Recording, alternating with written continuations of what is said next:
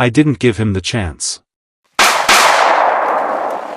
In one swift motion, I grabbed my gun and shot first. Would you kill your president if someone gave you $5 million? That's the question I was asked. Watch to the end to see the dramatic turn of event. Please also subscribe and like this video as we begin.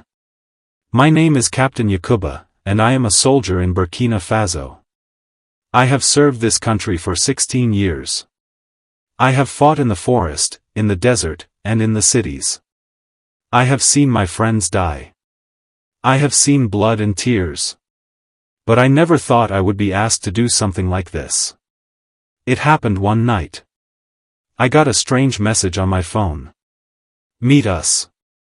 Big offer. Don't say no. I didn't know who sent it.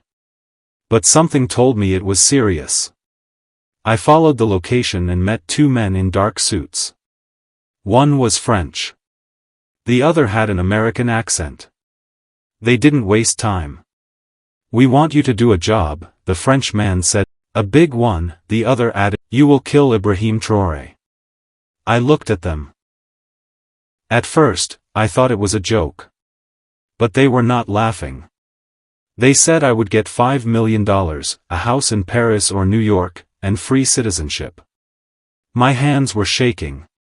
I asked, why me? They smiled. Because you are close to the president. I sat still. My heart was beating fast. These men looked calm, like they had done this before. One of them took out a silver briefcase and opened it slowly. Inside, I saw stacks of money. Real dollars. Clean, fresh, and plenty. I had never seen so much money in my life. You don't even have to pull the trigger. We will handle the rest. Just give us details. When he is alone. When he travels. Just help us get close. I felt sick in my stomach. This was my president they were talking about. Not just any president, Ibrahim Traoré.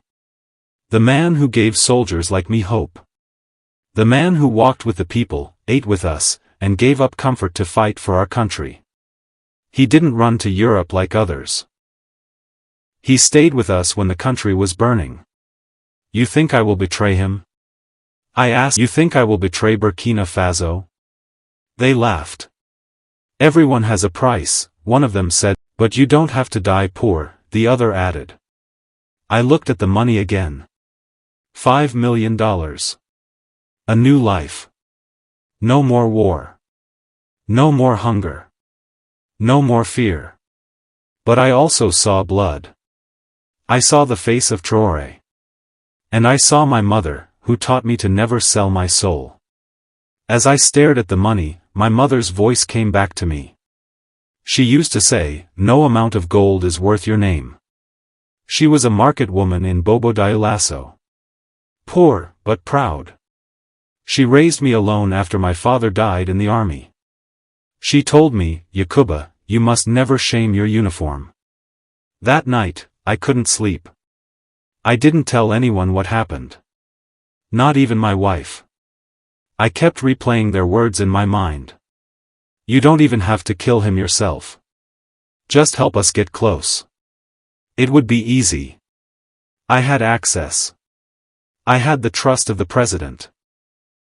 I was on his team. He smiled when he saw me. A man like that doesn't deserve a bullet in the back. But the devil kept whispering. $5 million. A house in France. A new life. The next day, they sent another message. Decision time, yes or no.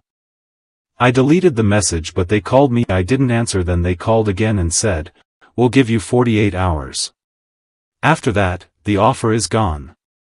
I walked outside and looked at the flag of Burkina Faso. The wind was blowing gently. I felt tears in my eyes. Could I live with myself after betraying my people? Could I ever look my son in the eyes again? I woke up early the next morning.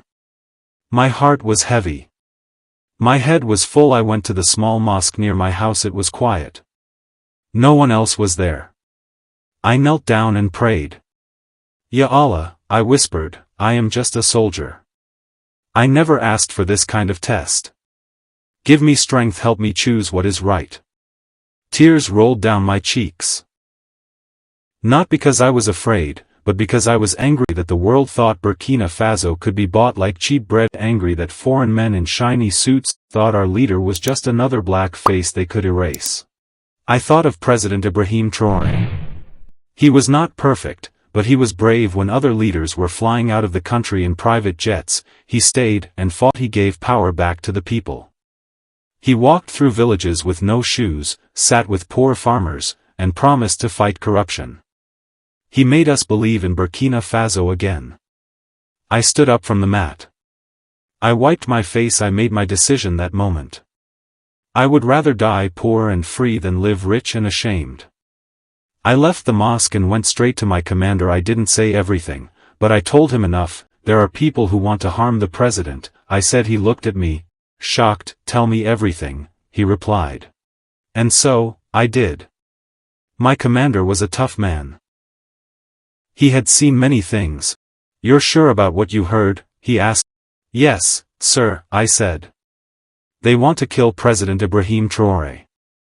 He stayed silent for a long time. Then he said, we must catch them alive. That evening, we made a plan. I was to reply to the men and act like I was interested. We would set up a secret meeting. Hidden security agents would be nearby to arrest them. It felt dangerous, but it had to be done. I was nervous. If something went wrong, I could be the one to die. Or worse, they could escape and try again. I sent them a message, I'm ready. Let's meet again. This time with details. They replied fast, same place tomorrow night. The next day, I kissed my wife and son like it was the last time. I didn't tell them anything. I just hugged them tightly and left for duty. That night, I arrived at the meeting spot. I wore a small camera on my chest. My team was hiding nearby, waiting for the signal. The two men came again. Calm and confident. You made the right choice, the American said. But he didn't know I had already made my real choice. Ibrahim Traoré and my country come first always. The two men sat down across from me, just like the first time. They looked relaxed, like everything was under control. I could feel the small camera on my chest recording every word. My hands were sweaty, but I kept a straight face. Do you have access to the president's movement? The Frenchman asked. Yes, I replied. Can you tell us where he will be on Friday? I nodded. He has a meeting outside the city. Very few people know. You're smart, the American said. After this, your life will change. No more sleeping in a soldier's barracks. I felt like spitting in his face, but I kept calm. I gave the signal. I scratched my left ear, twice. That was the sign for my team to move in. Suddenly, lights came on. Flashlights. Gun clicks. Hands up. Don't move, soldiers shouted. The men froze for the first time. I saw fear in their eyes. They tried to run, but it was too late. My team was fast. In seconds, they were on the ground, handcuffed. One of them shouted, "You fool! Do you know who we work for? We'll come back for you." I stood there, shaking. I had done it. I had stopped a plan to kill Ibrahim Traoré. But deep inside, I knew this was just the beginning. The two men were taken to a secret location. Only top officers knew where. I was called in later that night. A high-ranking general was waiting for me. "You did well, Captain Yakuba." "Thank you, sir," I replied. "But this goes deeper than we thought." He showed me files found on the men. Inside were names, many names. Some were rich people, others were well-known politicians and foreign agents, people we once smiled at in public, not knowing they had dirty hearts. They had been planning this for months. Maybe even years. They were scared of what Ibrahim Traoré stood for. He was not dancing to the music of the Weezer. He spoke boldly. He chased out greedy companies. He gave land back to the people. And for that, they wanted him gone. I sat in the room and looked at the photos of the people behind this plan. Some of them had even eaten at the president's table. Can we trust anyone at all? I asked. The general shook his head. That's the painful part. Even some of our own are not clean. I felt a heavy sadness in my chest. It was no longer about just two men. It was a war between patriots and traitors. That night, I couldn't sleep. I kept asking myself, how many more are out there, smiling in uniform, but hiding knives behind their backs? The next morning, I got a message I didn't expect. I was told to report to the State House. My heart skipped. I thought something had gone wrong. But when I arrived, I was led into a private room. And there he was, President Ibrahim Traoré himself. He stood up and shook my hand. Captain Yakuba, he said with a calm voice, I've heard everything. I didn't know what to say. My mouth was dry.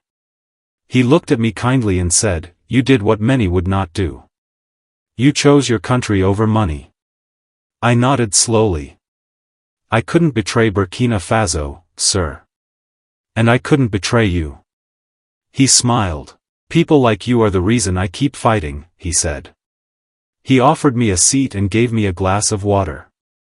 The enemy is not just outside, he continued. The enemy is also within. But we must not be afraid. He didn't talk like a man scared for his life.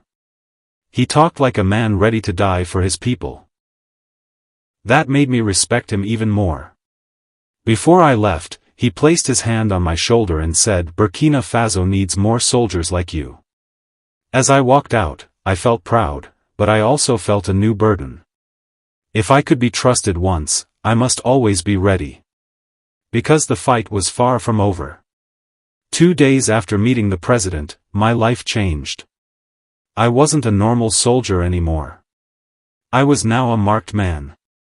Late one night, a friend in the intelligence unit sent me a message. It simply said, be careful. Your name is on a list. I called him quickly. What list? He replied, the traitors you helped catch, they were part of a bigger group. And now, they want revenge. My hands grew cold. I looked at my wife and my son sleeping. I couldn't let them get hurt. I moved them out of our house that same night. I didn't tell them why.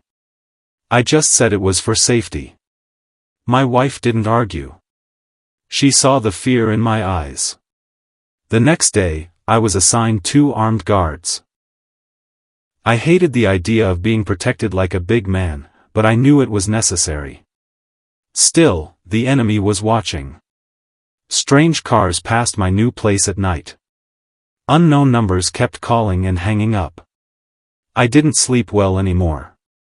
But I reminded myself, this was the price of patriotism. They wanted me to break. They wanted me to be afraid. But I had already chosen my path. I chose Ibrahim Traoré, I chose Burkina Faso, and I chose honor. If I had to die for my country, then I would die standing, not crawling for dollars. Just when I thought it was over, they came back. This time, it wasn't in the shadows. It was through someone I knew, an old friend from training school. His name was Marcel. We trained together as young soldiers. He showed up at a bar where I sometimes went after duty. He smiled and said, Yakuba, you're a hero now. I wasn't sure if he meant it. He sat down, ordered drinks, and began to talk. You know, he said quietly, those men you helped arrest, they weren't working alone. They had people here too. He leaned in and whispered, you can still change sides. They'll forgive you. Give you even more than before. My chest burned with anger. How much now? I asked, pretending to be calm. $10 million, he said. A house in France, one in Canada. Anything you want. Just, stop protecting Traoré. I looked at Marcel, my friend. My brother in arms.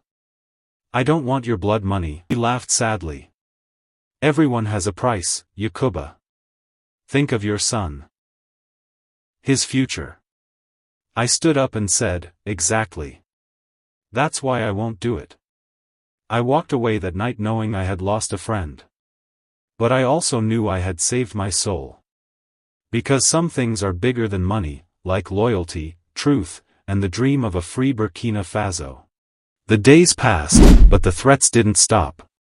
My wife and son had moved to a safer place, and I kept my distance from old friends. The pressure was too much. I was living in constant fear. Every phone call, every knock on the door made my heart race. They wanted me to break, but I refused. Then, one day, I found something in my mailbox. It was a simple envelope, not marked with any return address. Inside was a letter. I unfolded it slowly, knowing this could be another trap. The letter read, "Yakuba, you have two choices. The first one is simple: betray Traoré. Join us, and all will be forgiven. You'll be safe. The second is harder: stay loyal to your country, but know that you and your family will never be safe again. Choose wisely. Someone who knows your heart." I felt my hands tremble as I read the words. This wasn't just a threat. It was a warning. They knew my every move. They were watching, waiting for me to make the wrong choice.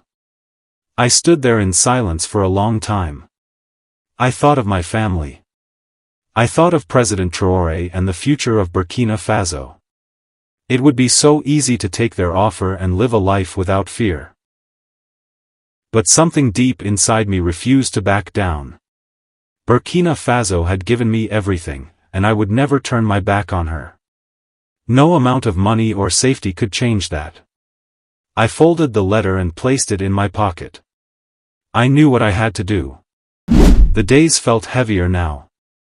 My body was tired from the constant stress, but my heart was stronger than ever. They wanted to break me. They wanted me to turn against everything I believed in. But I couldn't. I went to the president's office one last time. Ibrahim Traoré was sitting at his desk, looking over some papers when I walked in. He looked up and smiled, as always, but today his smile seemed different, more understanding. "Yakuba," he said, "I know what you've been through. I know the price you've paid for your loyalty." I stood still, unsure of what to say. "I have done my duty, Mr. President," I replied. He nodded. "I'm proud of you. You've chosen the right path. And you are not alone in this fight." "I'm afraid I'm not enough," I admitted. "The people who want to harm you. They won't stop. They will keep coming." He looked at me deeply. "That's why we must fight together. It's not just about one man, Yakuba. It's about the future of our people. We cannot let fear rule us." His words were like fire in my soul. I wasn't just protecting one leader anymore. I was protecting the future of Burkina Faso, the hope of my people. As I left his office, I knew that no matter what happened next, I would never regret my decision. I was ready for whatever came. The following weeks were filled with tension. Every moment felt like it could be my last. I didn't know who I could trust anymore. But one thing was clear: I couldn't let these enemies win. Then, one evening, it happened. My guards didn't show up for duty. I knew something was wrong. I rushed to the place where my family had been hiding. The door was open, and inside, the room was dark. My heart sank. The worst had come. Suddenly, I heard the familiar voice of one of my old friends, the one who had tried to bribe me months ago. "Marcel. You thought you could stop us, Yakuba," he said coldly. "You and your president." He was standing in the doorway, holding a gun. Behind him, I saw two other men, dangerous, well-trained. It was a trap. They had come for me, for my family, for everything I stood for. I reached for the gun hidden in my jacket. But before I could move, Marcel spoke again. "Do you really think you can fight all of us?" he asked, a cruel smile on his face. I didn't say anything. I knew my time had come. But I wasn't afraid. Not anymore. I've made my choice, Marcel, I said, looking him straight in the eye. I would rather die protecting my country than live as a traitor. There was a silence. For a moment, it seemed like Marcel was thinking about what I had said. Then, he nodded. He didn't want to fight me anymore. He wanted to make it quick. I didn't give him the chance. In one swift motion, I grabbed my gun and shot first. It wasn't about revenge. It was about defending everything I loved. I watched as they fell to the ground, and for a second, I felt no joy. Just emptiness. As I looked around the room one last time, I thought about the family I was protecting and the future of Burkina Faso. I had made the ultimate sacrifice. I had chosen to stand tall, even in the face of death. And as I fell, the words of President Ibrahim Traoré echoed in my mind. Patriotism is not a choice. It is a duty.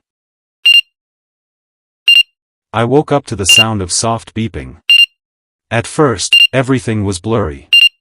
My chest hurt. My arm was heavy. The ceiling above me was white, the walls clean. I was in a hospital. I tried to speak, but my throat was dry. A nurse rushed in. "You're awake," she whispered, almost crying. Thank God. Then I saw them, my wife and son, standing at the door, tears in their eyes. "You fought like a lion," she said, holding my hand gently. "But you came back to us." Later, I was told everything. I had been shot in the side but managed to kill Marcel and one of the men.